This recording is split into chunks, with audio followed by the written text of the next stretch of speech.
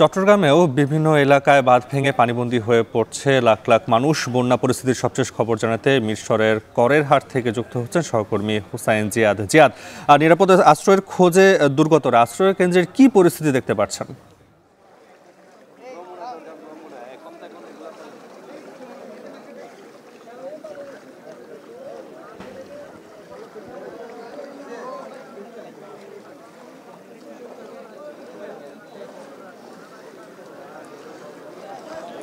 পুরো ফেনী, কুমিল্লা, পুরো চট্টগ্রাম বিভাগের পুরো অংশটাই আসলে বিপর্যস্ত বন্যায়। এবং বন্যা পরিস্থিতির অন্তত আমি যে চট্টগ্রামের যে অংশগুলোতে পানি ঢুকেছে গতকাল থেকে, সেই অংশগুলোতে এখনও পর্যন্ত খুব একটা উন্নতি হয়নি।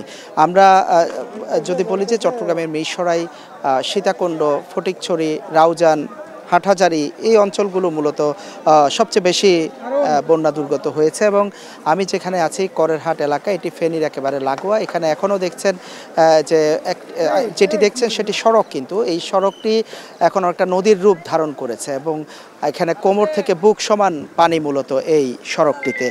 এর পাশাপাশি আমরা এর ভেতরের দিকের যদি গ্রামগুলোর কথা বলি, সেখানে একতলা পরিমাণ এখন কিন্তু পানি এবং কোনো কোনো জায়গায় দোতলা পরিমাণ পানি উঠেছে। অসংখ্য মানুষ এখনও আশ্রয়ের জন্য বিভিন্ন বাড়িঘরের ছাদে কিংবা টিনের চালে অবস্থান নিয়েছে, কখন তাদেরকে উদ্ধার করে নিয়ে আসা হবে।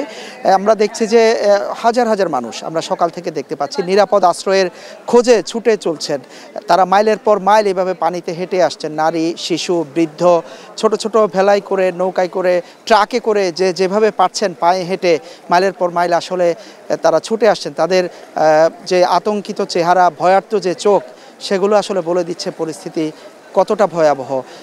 উদ্ধারকর্মীরা যোগ দিয়েছেন দেশের নানা প্রান্ত থেকে, বিশেষ করে তরুণরা, স্বেচ্ছাসেবীরা, সেনাবাহিনী, নৌবাহিনী, তাদের স্পিডবোট বা যার হাতে যা ছিল ছোটোখাটো নৌকা আশেপাশে থেকে জোগাড় করে তারা উদ্ধার করছেন, কিন্তু সেটি আসলে খুবই অপ্রতুল এবং এখনও অসংখ্য মানুষকে উদ্ধার করা সম্ভব হয়নি। যারা শুধুমাত্র বলছিলেন যে তাদেরকে কোনো রকম যদি উদ্ধার করে আশ্রয়কেন্দ্র পর্যন্ত বা নিরাপদে যদি সরিয়ে আনা যায়, এর পাশাপাশি তারা ত্রাণ সহায়তার দাবি করছেন যে জরুরি ত্রাণ সহায়তা প্রয়োজন এখানে। এবং যেটি হয়েছে যে গত দুদিন ধরে কিন্তু এখানে বিদ্যুৎহীন, ফলে মোবাইল টাওয়ারগুলো সচল নয়, অনেকের মোবাইলে চার্জ নেই এবং দেশের দূর দূরান্ত থেকে অনেকে এসেছেন যে যারা খোঁজ খবর নিতে পারছেন না স্বজনদের।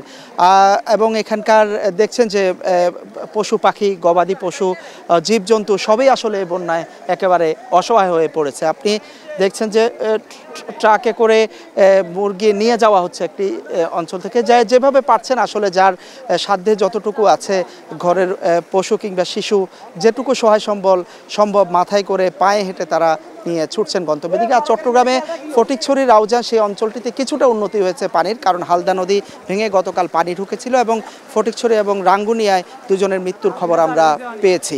তো জেলা প্রশাসনের হিসাবে প্রায় 2 লাখ মানুষ এখনো পর্যন্ত পানিবন্দী আছে চট্টগ্রামে। চট্টগ্রামেও বিভিন্ন এলাকা প্লাবিত হয়েছে এবং লাখ লাখ মানুষ পায়ে হেঁটে নিরাপদ আশ্রয়ের খোঁজ করছে। সে খবর জানাতে যুক্ত ছিলেন সহকর্মী হুসাইন জিয়াদ।